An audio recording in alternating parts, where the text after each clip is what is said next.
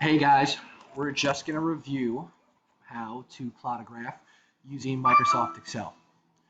The first feature it's imperative to understand is that what you put in your first column will be plotted on the x-axis. What you plot in the second column will be plotted on the y-axis. So once you guys go along and collect your data, all you need to do is click and hold and highlight all of your data. At the top of Microsoft Excel, you have all these different tabs: File, Home, Insert, Page Layout. First step, click on the Insert tab. Towards the middle of your screen, you'll have a number of different chart features that we can choose from. We are going to select the scatter plot. Now, you have to select the drop-down menu, which enables you to choose from a variety of subtypes. We are going to choose the first subtype, and if you notice, it displays, right, as you go through these subtypes, it gives you a preview of what we're going to plot. For the purposes of the majority of what we're going to graph, we will typically choose the first subtype. All right. The only time that that's different is in a situation like today, where we're looking at the relationship between position and the magnetic field strength. All right, we're going to go and select that second subtype. All right, from here, we need to go through formatting options. So if you click off of your graph, all right, notice how that little button, that little green plus sign disappeared.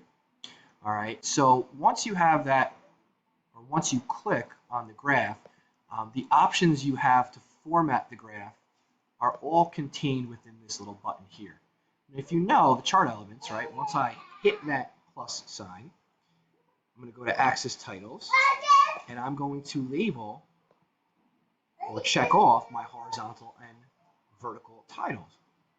So we should know, right, what we are plotting on the x-axis, in this case, is compass position, and the units we're measuring that in, meters.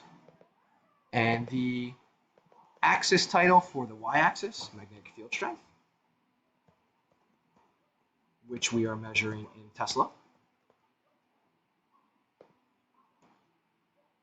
Now, if you had selected everything at the beginning, you'll see your graph has some title. If you want to insert a title, if you don't see anything there, you go to Chart Title, and you could choose either one of these options, above the chart or overlay. All right. The chart title is always what's on your y-axis versus what's on your x-axis. So your graph title should read magnetic field strength versus compass position.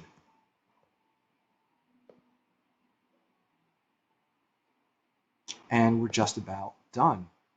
All right, we go into trend line, more options, and you'll notice that when we've done this in the past, some of you guys get to this point and you ask yourself, where's those little buttons, R squared, display equation?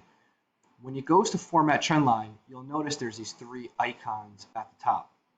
All right, the little bucket, all right, and then there's two more options. You're going to click on the third one. It looks like a little bar chart. All right, that's for our trend line options. And you'll notice you can display the equation on the chart. You can display the R squared value. And you want to have those both highlighted, as well as select a trend line that fits the graph that you have here.